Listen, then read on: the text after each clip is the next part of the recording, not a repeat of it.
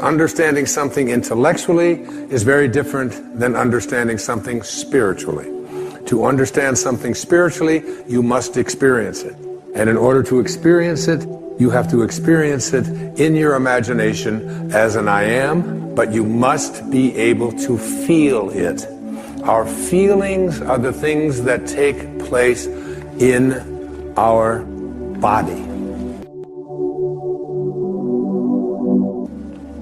It says, Neville says, and I have this on next to my bed where I live in Maui, make your future dream a present fact by assuming the feeling of the wish fulfilled. So whatever it is that you would like to experience in your life, remember, your imagination is yours. Everything that now exists was once imagined. Therefore, everything that is going to exist must first be imagined. Okay? Henry David Thoreau had probably the greatest definition of success that I have ever heard.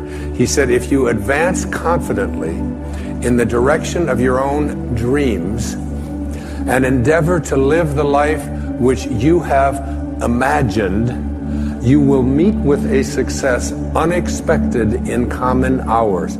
It will chase after you if you can place into your imagination what it is that you would like to attract and begin to feel it. Listen to Neville. This is one of my most favorite quotes from The Power of Awareness. That which you feel yourself to be, you are. And you are given that which you are.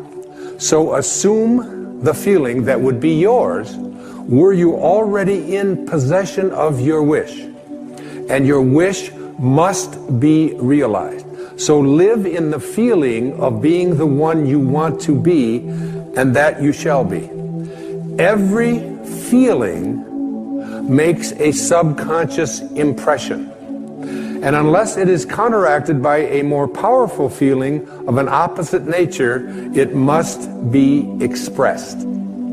Your feelings are different from your thoughts. Your feelings are what you experience in your body. The dominant of two feelings is the one expressed. I am healthy is a stronger feeling than I will be healthy. I am healthy says I feel healthy, and I feel healthy. I feel great. I don't determine if I am well on the basis of what it says on a piece of paper or on the basis of what somebody else out there tells me. I live my life feeling within my body that I am strong, I am capable, I am able. And that is not just something that I say. It's not just an affirmation. An affirmation is an intellectual exercise. This is a spiritual knowing within that I am well, I am content, I am prosperous. But the words that Neville used there are the subconscious. Every feeling that you have makes a subconscious impression upon your body and upon your awareness. Now, you need to understand the subconscious mind of yours. Your subconscious mind rules your life. 96 to 97% of everything that you do is done as a result of your subconscious mind. And when your subconscious mind gets programmed, it goes ahead and responds to whatever it is your conscious mind has placed into it. I was 18 years old. I was in the United States Navy for 4 years. And they sent me to a school in Bainbridge, Maryland, to become a radioman and a cryptographer. And we spent an hour a day, every day, for the first 3 or 4 weeks we were there, on a typewriter, learning Morse code. Okay? And my conscious mind had to program my subconscious mind. Now, this subconscious mind of yours is operating all the time. You're sitting here watching a television show.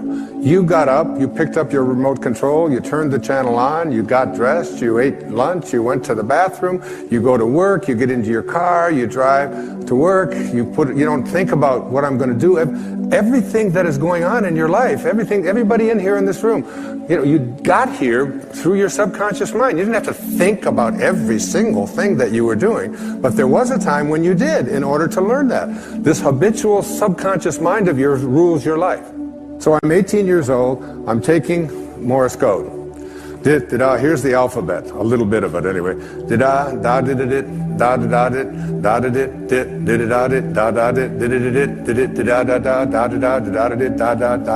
da da da da. That's A through P. Check it out. That's 53 years ago. And my subconscious mind is still keeping track of the da da da da da da da da da. You're doing the same thing, only you don't use Morse code, but you programmed your subconscious mind with did-it-it-da-da-dit, I can't do that, did-it-it-da-da-dat, I'm not very attractive, did-it-it-da-da-dat, I'm overweight, did-it-it-da-da-da, did-it-it-da, I can't make things happen, and it's did-it-it-da-da-dit-da-da-dat, it's still there, 53 years later, and you go through your life with this subconscious programming, with an awareness that you are not in charge. You're not able to extend or transcend this way of thinking. This subconscious mind of yours is most impacted by your feelings. A change of feeling is a change of destiny. A change of feeling is a change of destiny. Write it down. Stick it on the wall next to your bed. If you came into where I sleep, you would see that. I look at that all the time. I want to practice putting into my subconscious mind the assumption of the feeling of what it is that I would like to attract into my life as if it already existed, and to feel it, not just to think it, but to feel it. Neville's law of assumption says this: if this assumption about what you would like to become is persisted in until it becomes your dominant feeling, the attainment of your ideal is absolutely inevitable. You must first assume the feeling of a wish fulfilled in all aspects of your life. So you have to say to yourself, what does it feel like to be prosperous? What does it feel like to be content? What does it feel like to be well? And I had to remind myself of that when I had this leukemia diagnosis. I had to remind myself, I was down about 30 minutes until I realized that virtually everything that shows up in my life has been a blessing. Virtually everything. All of the struggles, whether it's in, addictions, or whether it's in living in foster homes and being abandoned, whether it's my wife and I separating, and the pain of that, whatever it might be. A dear friend of mine was Elizabeth Kubler-Ross. She passed away a few years back, and she was the one who wrote so much about death and dying. She had a wonderful and important message for us. She said, if you shield the mountain from the windstorms, you'll never see the beauty of the carvings. And the beauty of the carvings comes from being able to be in a state of gratitude for the storms that show up in our life just as much as the things that we would like to have show up in our life. You have to start retraining your subconscious mind. And your subconscious mind, it responds to what it is that you suggest to it. Now, the intriguing thing about your subconscious mind, your habitual mind, is that it can't make a distinction between what it is that you are feeling as a result of what you have placed into your imagination and assumed the feeling of it, and what you are experiencing every day in your life. If you go around feeling unhappy, depressed, miserable, sad, whatever, your subconscious mind says, oh, so this is what it is that you would like to attract into your life. And the universal subconscious mind, to which we were all connected, that we call the creative source of the universe, the divine mind, God, the Tao, whatever you might want it to be, it will begin to offer you experiences that match up to what it is that you are feeling. So your body responds to what it is you place into your subconscious mind. You have to retrain it, because 53 years later, here I am,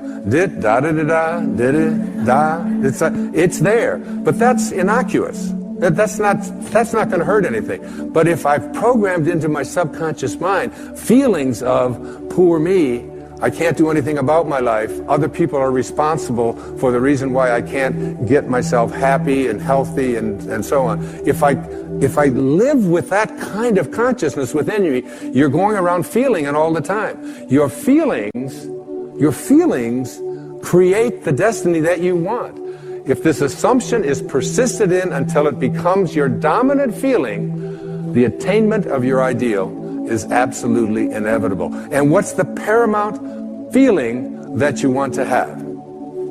The feeling of, exactly, the feeling of love. Love is the feeling you must assume. This is the message that Anita brought to me and brought to all of you. That when you place a feeling of love, which is all there is, it seems to me, on the other side. Is that right, Anita? I mean, it's just nothing. When she tries to describe this, and I'm pushing her. You know, I'm 71. I'm cramming for my finals. I mean, I want to know, what's it like over there? You know, we all want to know that. And all she says is, it's just pure love. It's a love that you are bathed in, if you will. Bathe yourself in that kind of love. Live from that place and know God is love. The fourth wishes fulfilled foundation I call attention. This is really crucial. Your imagination is able to do all that you ask in proportion to the degree of your attention. So, what kind of attention do you place on your desires? Let's say, well, I'll give you an example, the one of myself with this business of this chronic lymphocytic leukemia. My kids just got me this wonderful gift. I hadn't had it before. They wanted me in the 21st century. It's called an iPad. I just got my first email address, and I'm not telling anybody what it is. But it's just this wonderful, they got this wonderful feature that I really think we should have in life. And it's called trash,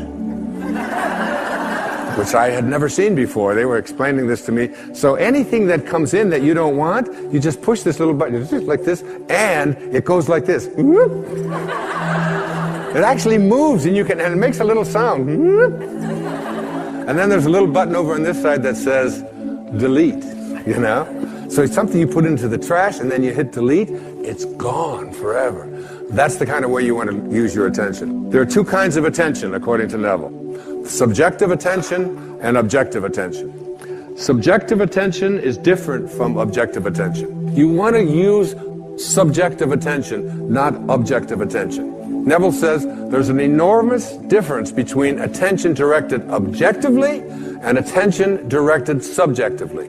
And the capacity to change your future depends on the latter. Whatever you have placed into your imagination, you always go to your reality and call that which does not exist as if it did. I have a rule about it. It's don't complain and don't explain. You don't have to explain what you have placed into your imagination. It is totally yours. One of my great teachers in my life in my early doctoral years was Dr. Abraham Maslow. He said, become independent of the good opinion of other people. Trust yourself. Subjective attentions. You, and only you, capital Y-O-U, are the subject that impacts the burning desire in your imagination. You are living and feeling as if your future dreams are a present fact. Objective attention, you become the objectified result of other people telling you what you can't do, what's impossible, and so on. Subjective attention, mine is mine. I have an image that I use, I call it the super glue method.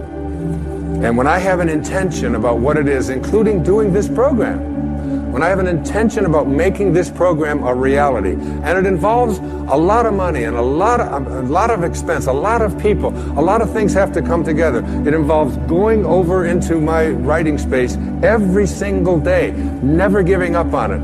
Even if I don't feel like writing, 4 or 5 hours every single day, because I superglue my intention into my imagination.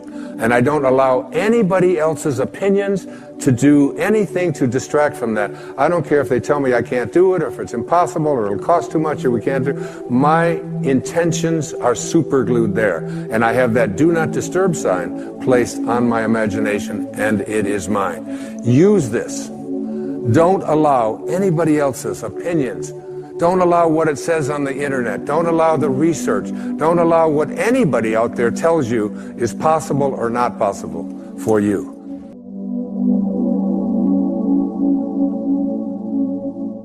Now I'd like to read you something from Castaneda. He says in his last book, The Active Side of Infinity, in the universe, there is an unmeasurable, indescribable force which those who live of the source, that is what we call sorcerers or avatars, or the highest level of consciousness.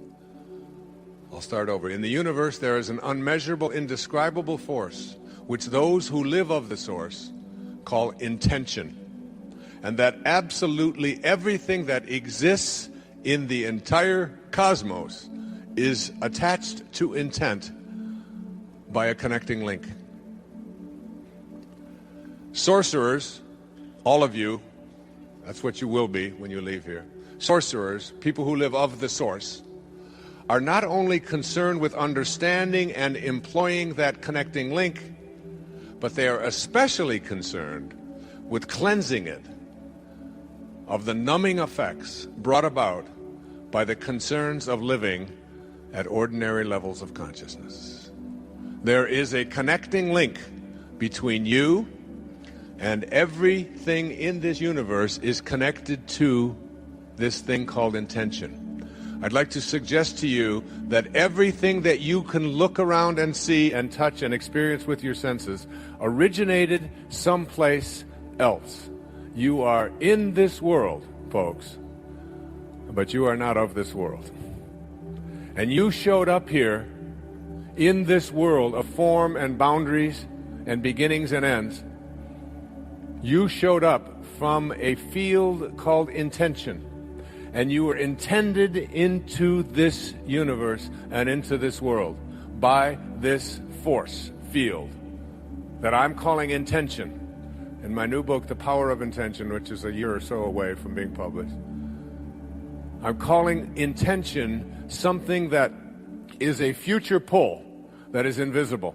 Every acorn has intention in it to become an oak tree or whatever it is to become. Every apple blossom that just looks like a little flaky pieces of flowery substance is nothing but the future pull of an apple. And in you, in a tiny little drop of human protoplasm that collided with another one at the moment of your parents getting together, and this thing that we called conception, there was a dot. A tiny little microscopic dot. It happened in a tiny microsecond, a dot. And in that little tiny dot that you can't even see with the naked eye, that you need a microscope to see, in that dot was everything that you were destined to become as a physical being. Your height, your weight, the color of your skin, the color of your eyes, the length of your arms, and the length of everything else, what droops, what doesn't. Everything that was, and here you are, sitting here, watching it, observing it, noticing it, and you know that there's nothing but who you are is nothing but a ghost in the machine. You're watching it and you're observing it, and it's going to go through its paces and do what it was destined to do in the moment of that microscopic dot, right? I'm 6'1". I didn't decide to be 6'1". I have blue eyes. I have hair falling out of my head and growing on my shoulders, my ears, my nose. You have all of these characters. You look at it, you observe it, you notice it, you squeeze the back of your hand. I used to squeeze it, it would snap back. Now I can count how long it takes to get back. And you're watching it and you know. But I'd like to present to you in a few moments a little different view on this thing called intention. I'd like you to take a look at the dot that began you, in which everything that you were destined to become as a physical being. I'd like you to say to yourself this question: where did the dot come from? Where did it come from? You think it came from the sperm of your father and the collision with the egg of your mom? Forget it. It's an illusion. You take that dot, which is your beginnings. A heart starts beating inside of a mother's womb 6-7 weeks after that moment of conception, and it's a total mystery to every great scientist on the planet today. We have no idea where that life came from and where it goes after we leave it. No idea. It's a complete and total mystery. So let's look at the dot that began you, and let's take a microscope to it and turn up the magnification on that dot so we can find out where it came from, its source. And we turn up the magnification, and first we see in the dot a whole bunch of molecules. We take that molecular microscope and we toss it out, and we take an atomic microscope and we put it on there, and we see that inside of the molecules there are tinier particles called atoms. Then we take this atomic microscope and we turn up the magnification. We say, where did this dot come from? Let's find its source. And inside of those atoms we see electrons and neutrons and protons and croutons and all of the things that we all memorized when we were in science class. And we say, well, there it is. So we take the electron and we pull it out and we put it into an electron microscope and we turn up the magnification. We're just looking for our source. That's all. And we turn up the magnification and we turn it up and up and up and up, and we zoom in, and guess what? It's just a whole bunch of particles. Now they call them subatomic particles, but it's mostly just empty spaces with particles all floating around. It's this huge dance. And we take out one of those subatomic particles. This is called quantum physics. This is the study of matter at the subatomic level. What is it like? What happens to matter? And we turn up the magnification as high as we can, and we can now call these things new names. We call them quarks. And we take these quarks, these tiny little subatomic particles that behave in the strangest of ways, because when you look at them and observe them, that changes what they are. At the subatomic level from which all things originate, just the way that we observe something determines whether it will be what it will become. And that's interesting. If we are nothing but subatomic particles in a cell called humanity, the way we look at things literally can impact what it is that we attract or don't attract into our lives. Just the way we look at things. But I'm getting ahead of myself. So we take this little quark and we take it out to Arizona into what they call quantum physics particle accelerators. And we put this quark in a particle accelerator and we rev it up at 250,000 miles an hour in these circular things, and we get these things zipping at each other, and then we collide them. We collide these tiny little, and we open up the particle accelerator to find out what is the source. And we look inside, and guess what's there? Nothing. At the subatomic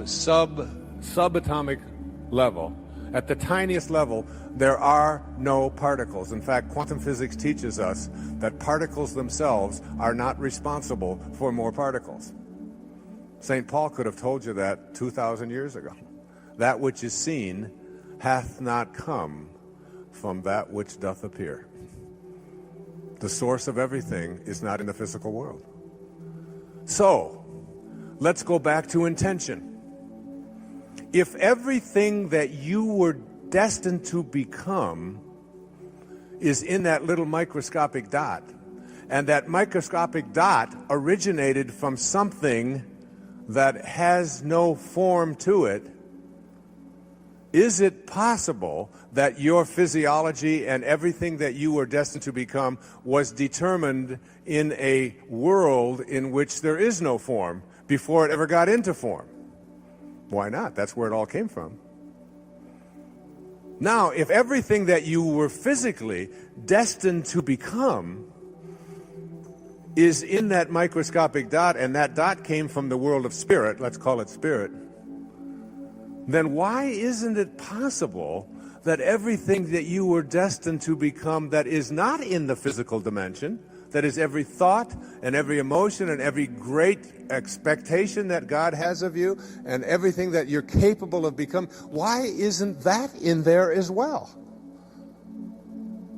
That intention is a field of energy from which you originated, not a set of particles in a moment of conception. And if that's the case, if you can accept that, then you have to say, what does intention look like? What do you think if you had magical binoculars that you could somehow adjust the focus, and you looked over here through these binoculars, and in there you could see the field from which all things emanate? If you could see it, what do you think it would look like? Well, I've just written a whole book about it. And one of those chapters is called The 7 Faces of Intention. I suggest to you that intention has a look to it, that this invisible energy field from which the dot that became you emanated has certain characteristics or qualities. First of all, it is creative. It wants to create. It has to create. Imagine an energy field which is responsible for everything showing up into the physical world, deciding that it didn't want to create. It's too much work, I'm tired, I don't want to do this. It is in a constant state of creativity. It is also, the second quality is that it is everything that it allows to come into the energy field of the world of boundaries. It is kindly toward. Kindness and intention go hand in hand. It doesn't create things that it doesn't want, that it doesn't think that it should be kindly toward. Here's a great study that was just done recently. You know what serotonin is? It's the substance in the brain that when you have more of it, you are feeling more peaceful. It's what Prozac is designed to have the brain stimulate to create more of. So it is an antidepressant. It makes people feel better. It's serotonin. It's very hard to measure, but there are indicators in the blood that can indicate whether serotonin is present in higher or lower amounts. It's what you take Paxil for. It's what you take Wellbutrin for. It's what you take Buspar. All of these various names that we have for antidepressants are nothing more than just things that stimulate the brain to produce more serotonin. Here's a study. The recipient of an act of kindness, any act of kindness. You look nice today. May I help you with this? Here's $10. Go out and get yourself something for lunch. Let me pay off your loan. Is there anything I can do? Can I carry this for you? An act of kindness. Would you like to take my seat? It's okay. I don't mind standing. Whatever it is. When a person is the recipient of an act of kindness, serotonin levels are increased in the brain and the immune system is strengthened. Imagine. Now, the person extending the act of kindness towards another person has their immune system strengthened and has their serotonin levels increased. It's an amazing thing. There it is. There's the answer. All we have to do is be kinder. We have to be recipients of kindness and extenders of kindness, and we raise the serotonin level. We could just put the drug companies out of business. And we increase the immune system. But even more significant than what I've just described is this part of the study. That anyone who is an observer of an act of kindness also has their serotonin levels increased and their immune system strengthened. All you have to do is observe it. One of the studies that Deepak and I did together was when we talked about it on our tapes, Creating Your World the Way You Really Want It to Be, is they had a group of people meditating, And then they had people on the other side of the room not meditating. And when these people over here meditated, their serotonin levels increased because meditation does that. But the people who were in the room, just in the same energy field as those people who were making conscious contact with God, their serotonin levels and their immune system was strengthened.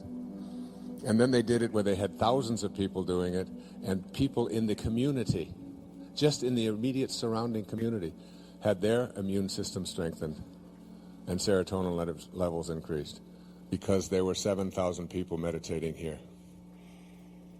There's an answer for world peace in there.